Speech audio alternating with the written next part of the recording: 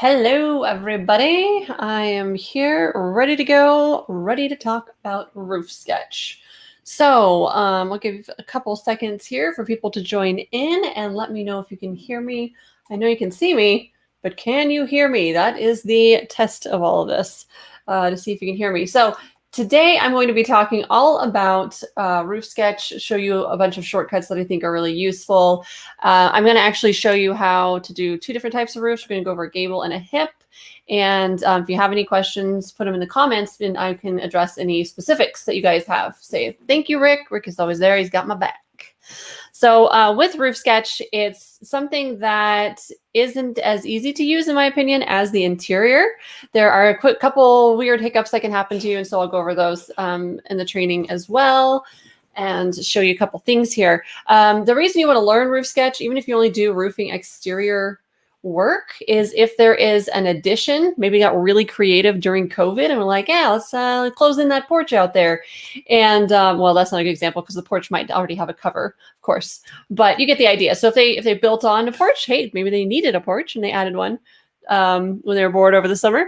You now might have your Eagle view, but then, or other hover, whatever measurement report you use, but then it might not be on there. And then, how do you account for that on your estimate? So being able to know just a little bit of sketch to be dangerous is always a really good thing. And I really advocate everybody at least get to know it a little bit. And it also helps you understand the thought process of when an adjuster is doing his thing. And you can see kind of more. It's good to get a little window into their world and what they have to deal with too. So most people have to sketch the roof. And if you do any program work that comes directly from insurance companies like Code Blue or, Contractor Connection, any of that, if you ever want to get into that kind of work, that's up to you. But they also require sketch a lot of times.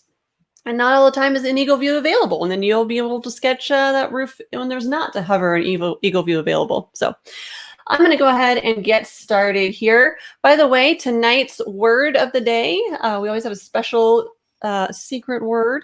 Tonight is sketch. So if you want our sketch shortcuts, we will send that to you through Facebook Messenger. If you just comment down below with sketch, we will be sending you the shortcuts. That's the giveaway for today. And if you're watching the replay, you can go ahead and comment, and it will auto respond even if it's after this video. However, if you're over on YouTube, we will be posting a link for you to go download the sketch shortcuts. So you can comment sketch and we'll just comment back. If you're over on YouTube, that's the way that's going to go. All right, let's get started here. So I've already opened up an estimate and I've already in the middle of the sketch there for us. And you'll notice I'm using version X1. X1 has this blue ribbon that comes down. By the way, X1, once you get into the actual estimating portion of X1, it's exactly the same as 28. They just put this blue ribbon. That's it. That's the only difference. And people always ask me, I bet it's rolling around your head, Alina, should I upgrade? About 80% of insurance companies are still on 28. So I do not recommend going to X1 until we get more of those major players over and on the X1 platform. Most of them are still using 28. They are dinosaurs and they take their time to make changes within a company because they have to retrain everybody and all that jazz. So everything that you're going to see that I do here, the shortcuts, everything works, whether you're on version 28 or if you're on version X1. You got it. It's good. These shortcuts and everything, they'll work just the same. So first thing I want to show you is the shortcut for roof. And you might think, the shortcut for roof is R. Nope. Shortcut for roof is not R. R will give you a room. But if you type F, there's your shortcut for the roof. So F, the way I remember the shortcut for the roof is what you don't want to do when you get on a roof, which is fall off. So F is don't fall off the roof. Maybe that'll help you remember the shortcut to load that to your cursor. So F is, will load that to your cursor. And something that, I like that Wayne said here, 28 is going to be around for a long time. I would back up Wayne on that one. When the majority of the people who pay you money to use Xactimate, meaning the insurance companies, aren't switching over, it's going to take a while for everybody to get over there. And then also, I think they might leapfrog over X1 because it's not really an upgrade. It's just a lipstick on a pig kind of situation here. I don't want to go down that rabbit hole and waste you guys' time, but I agree with Wayne there. All right, back to sketch. The more I can get you to use shortcuts, the faster you're going to be. So even if I shave a couple of seconds off of your estimating time, those seconds turn into minutes, that turn into hours, that turn into days on the beach for you. So that's why I like to save you time as much as I can. The other thing about sketch that a lot of people, I think, make a big mistake. Well, there's quite a few. First of all, get yourself a mouse. It doesn't have to be wireless, but don't try to sketch a roof on your trackpad of your laptop. You will probably throw your laptop out the window the first or second roof you try to draw. It's just not fun. But you get an external mouse like this, and it doesn't have to be wireless. It's a lot easier for you. The second thing that I always see is people try to work small. So if I try to sketch a roof or room or anything in Sketch, when I'm zoomed out like this, it's a real pain. So if you go ahead and just zoom in there, oh, look, there's a roof there. It's so much easier. And whenever I teach classes, that's one of the first things I do is I have people go get a wireless or external mouse, and then you're going to be using Zoom a lot. So I'd like you to get one that has the roller wheel. So I'm able to zoom in and out using this roller wheel. So I'm simply just rolling back, rolling forward, and that will save you a ton of time and headaches being able to work big. Don't work small in Sketch. It's not fun. All right, so again, F is the shortcut for roof. If you're just joining me and didn't see that shortcut, don't fall off the roof. That's how I remember F for roof. All right, so now we've got a gable loaded to our cursor here. Gable style roof. You can also see that if I drop down the list next to roof, there's all your different roof types. We can actually toggle through those while you have the roof in this ghost image. I haven't placed the roof yet. I can toggle through. This is another shortcut for you guys. Using the space bar, I can toggle through all the roof types and pick the one I want. I'm going to go ahead and go with a hip roof. Now, this looks like a roof with a big X on it, but those are your hips. We don't have a ridge yet. That's why it looks like an X, because those are just hips coming up to a point, because this is a square roof at this point anyways. All right, so once I've got that loaded to my cursor, again, just to go through the shortcuts, F for roof, tap my space bar to get to the hip style roof. And I go left click once to place that roof on the window here. Now, I'm not sure if you can see on the Facebook live stream, depends on what you're using to view this, but there is an outer dark black line. That's our roof edge. And then there's a dotted line. Can you see that there? I can highlight it with my cursor, but that's your roof wall. So if you could actually sketch a roof if you knew the footprint of your floor plan and your eaves or rake depths. You actually wouldn't even have to get on the roof. Oh, well, you need the pitch to get the right squares. But pretty much if you can draw your footprint of your home and then snap this roof on using the roof walls, I'll show you that in a second. You can actually do this sketch roofs quite easily if you're really good at measuring the exterior of a home. So I'll show you that in a second. Also, it works in reverse. I can sketch the roof and then I can drop down my exterior walls. I might do that actually. Oh, how do I change my font size? That's a really good question. So my font's kind of small here. It's kind of hard to read. Also, whenever I'm starting to dimension the sketch, you'll see that it's not a great font size for my measurements either. I also don't want to make them too big because then they crowd the sketch. So there's a fine line there. But if you go to your view properties, you've got your label font size here. So I just right click in the, do it again. Right click in the background of your sketch. Don't right click on the roof. You want to right click on the background and you go to view, and there we can bump those up. I like my measurement fonts to be between 14 and 16. Just depends on the resolution of your computer screen. But there we go. So bump those up. This looks a little bit better. And then I can also bump up the other label font size if I wanted to. But I don't like anything above 14 to 16 because it starts to crowd. And then when you have multiple rooms or roofs together, you can't read anything because the labels are too big. So great question now. All right, so now that I've got the roof placed here, you'll see that I've got this lovely annotation that came in, and you can, it'll tell you that we're at the slope. 412 is what the slope of this roof is. So immediately when I set the roof, I do two things. I name it. I don't get lost in the floor plan. And then I also go to the properties and go ahead and set up my slope, because that's going to affect all the other dimensions, right? How long my ridge is, and everything's going to be determined by my pitch of or slope of the roof. Also, I live in my properties because there's so many different settings that need to be set up, or eave height or eave depth, excuse me. All kinds of different settings are here, but most of all, you want to pay attention to the slope of the roof. So I'd set that up second, and it's kind of not apparent. It's hidden, like right here. I cannot go ahead and change these dimensions. I have to drop down the list. And then I can see, okay, now I can change it from 4. We're going to go to 8, and I'm going to use 8 all. But you can encounter some custom homes that will have the different ends of the roof, a different pitch. And that's where you can see on our diagram, we have A, B, C, D. So C and D could be a different pitch. Maybe they were a little bit steeper. We have this style of roof like this. But for today, we're just going to stick with the 8. But just know that you've got full control once you've dropped down this little chevron. I know it's hard to see on my screen because I have a large resolution, but just add a roof and get to know those properties. They're really important, and they'll save your life when you're out there and you're really frustrated. I can't get my roof to look like the one I forgot the pitch. Forgot what Alina said. Yeah, so don't worry about that.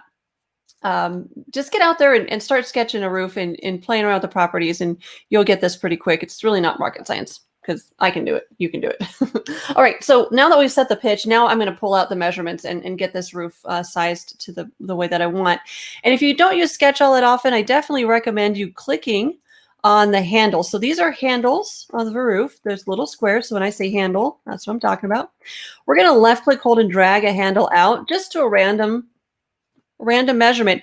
And then what I'm going to do is go ahead and click into the dimension and type it in. Okay, so I'm going to have let's go bigger than that. I'm going to go to 32'6". And notice, I don't know if you can see on my screen, I put in 32'6". I'm not going to have to put in, and if you do it that way, if you enter your measurements that way, it will, and then you hit enter, it will turn it into the 32'6", right? So I didn't put the quotation marks there. The program did that. So if you can get in the habit of writing your measurements 32'6", that'll put this in the program as the foot and inches for you here in Sketch. And then of course I can zoom out and take an overview. Okay, we're doing good, but we need to, now I'm kind of zoomed in too much. So a third shortcut, something that I find super useful is the space bar will turn your cursor into a Michael Jackson glove or hamburger helper glove, whatever you can remember that. Spacebar will allow you to move your Sketch workspace so that you can be back into view of what you're trying to look at. So I can always move that around. That's a shortcut that I use all the time when I'm sketching. I'm zooming in and out and using my Michael Jackson glove to find what I need on the sketch. All right. So we've got our length dialed in. Let's go ahead and go for our width. Now, it took me about, 2 weeks when I started learning Xactimate for my brain to remember that the handle of the roof of the side of the roof that I want to move is not the one directly adjacent to it. So if I want to affect the length, I can't use this handle right next to the length. To me, that doesn't make sense in my brain. I have to use one that's catty corner across the way. So like this, if you can think of a handle, we're going to do this. So if I want to affect my 32'6", I need to use these handles. And my brain could not grasp that. But once I click on the right handle, then the measurement will turn blue. And that tells me that I can, in fact, edit that measurement now that it's in blue.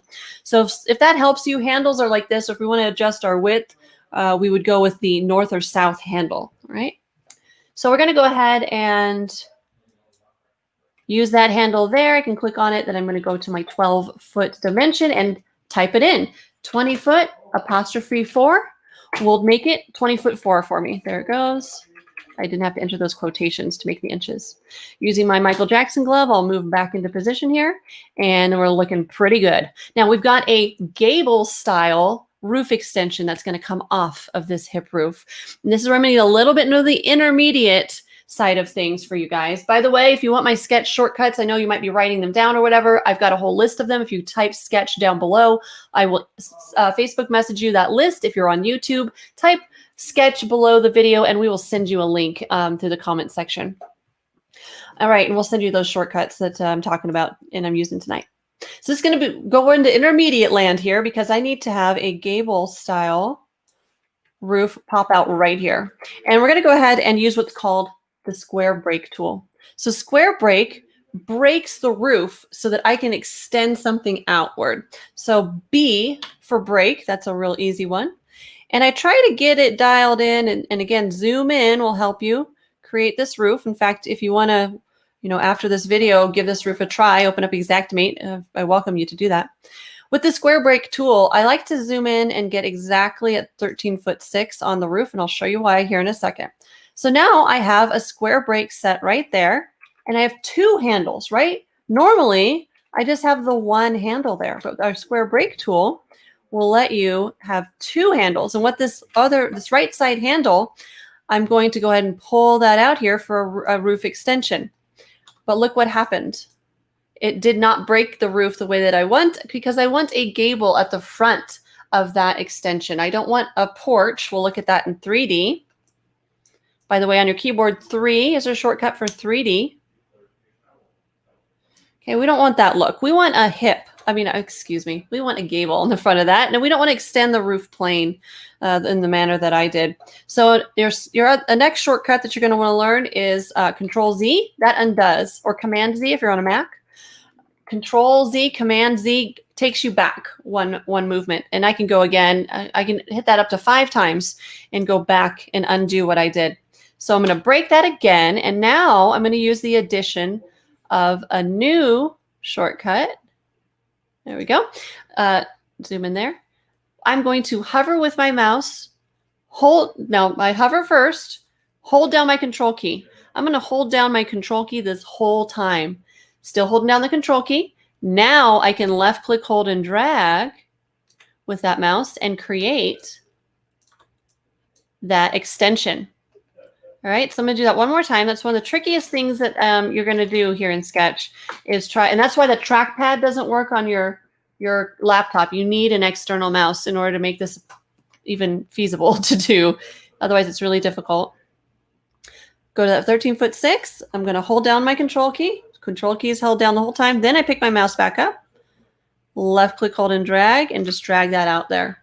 And what I do is I just create the extension, right? Just get it out there. Then I'll click on the blue measurement because when something's in blue, that means I can edit it and type in 8 foot. Okay, so there we go. Now I said I want this to be a gable. Back if you were watching earlier, everything that we do in Sketch in general has properties, and whatever we create has its own properties. So if I open up those properties, I can just double click on the roof. I would like a gable end on this, and all of that is controlled in the properties. Your pitch, your type of roof, everything is controlled in the properties of that roof. And you'll notice here that if we go to 3D, that's what I was looking for. I want that gable end on that hip roof, and that is how you achieve that. So you can also, go around the roof and add multiple extensions, just using that control key held down, and go around, add a little porch there, and I could, tag on a garage if we wanted to, and it's a beautiful thing. Now you may be thinking, Alina, why didn't you just go ahead and add another roof? You could have just pulled in a gable right there and just added it. Why did you go through this square break nonsense? Well, the reason I did that is I want these roofs that I was pulling off to have the same properties as the main roof. So if I go grab a new roof and put it on there, this roof here that I just placed onto the sketch is now a 412 pitch. I'm gonna have to set up all those properties all over again. It's like I'm starting from scratch. Also, let me pull this in so we have a little peek there. There we go. Also, if I go over to estimate items, look what happens here. I now have a detached roof because when I square break something off of something else, it takes the properties and it's included when I put the shingles on later. Right now, I would have to add shingles to multiple roofs. So the more you would, add these It's dinner time and pizza is waiting for me. Sorry. The roofs that are tied in would all come in as different, roof 1, roof 2, roof 3. Whereas if you do it the way that I showed you with the square break, they become a part of the roof. See how I have main hip 1, main hip 2, but there's a little part number in parentheses. That tells me in Sketch that whatever I put on the main hip 1 or main hip 2 will roll over onto the whole roof, everywhere there's a part number. Now you'll notice roof 1 over here does not have that in parentheses. Therefore, it is not a part of the main hip. So that's why I don't recommend adding just random new roofs to create those extensions. You should be breaking it off the main roof. It'll save you a lot of time and headache because so many settings get back set to the default when you add a new roof in this manner. So square break tool.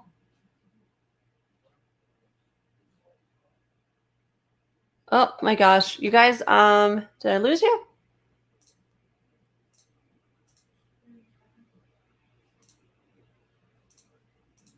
Sorry guys, give me one moment. I am having technical difficulties. Let me do this. Where'd you guys go? Let's see. Oh, let's see. There we are. Oh my gosh, you guys, are we still here?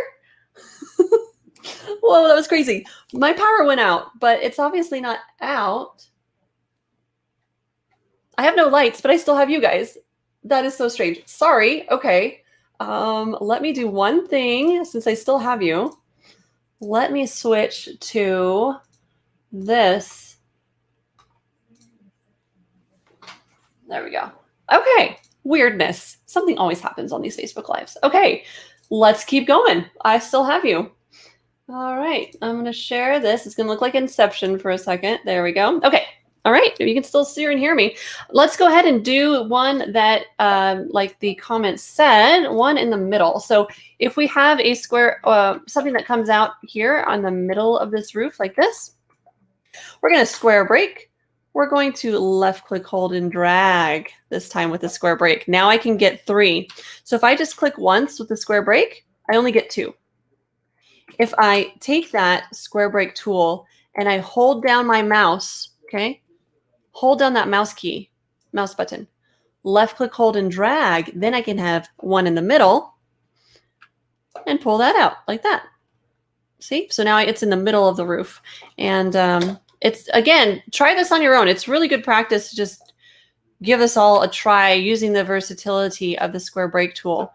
I can just drag, if I just not click once, you got to drag it across, and then you will see that there's that wonderful, you can be in between the edges of the roof, if you will.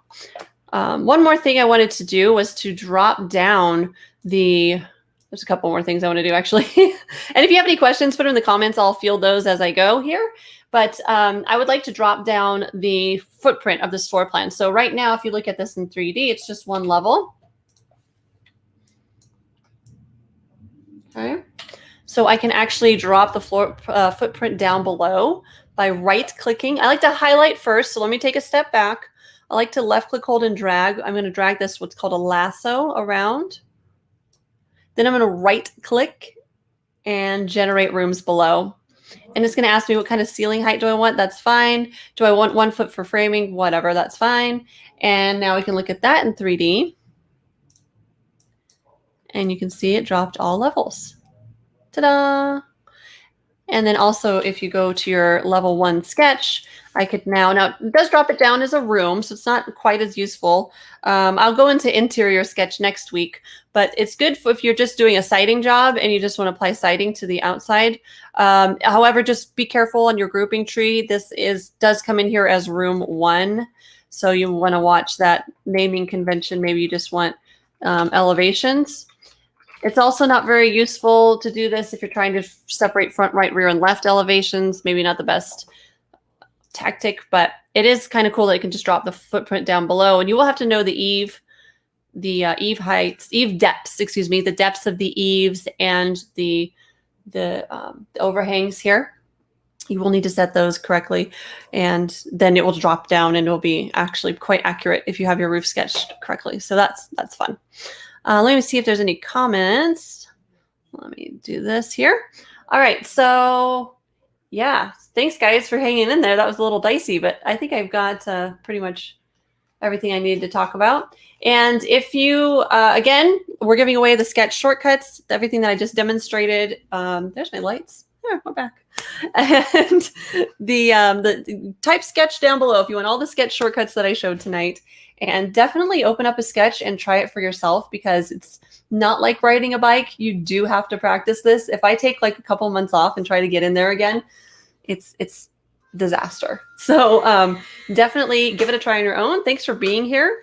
Sorry for the hiccups, but next week I'll be talking all about interior sketch. So if you're interested on getting in the interior, and it looks really professional to an adjuster, even if you only do like just a little bit of patching or something for the interior, it looks really professional if you can at least, sketch a room and put in the appropriate windows and doors. Most contractors don't do that if they're roofing exterior and just doing a patch, but it just kind of is nice to show the adjuster, here in good faith, here's what I'm working with, here's the square footage and the space. And yeah, anyways, I'm going to go ahead and call it right there. I think that was a lot of information, and feel free to comment below and I'll answer back any other questions that you may have when you're watching this, if anybody's watching this after the broadcast. I hope you guys have a really great week, and I'll see you next Tuesday at 6 p.m. here on the channel. And yeah, always on Tuesdays at 6 p.m. you'll find me right here. I don't deviate from that schedule. I'm always here at 6 p.m. On Tuesdays. So I'll do the interior sketch next week, and I'll see you guys then. Take care.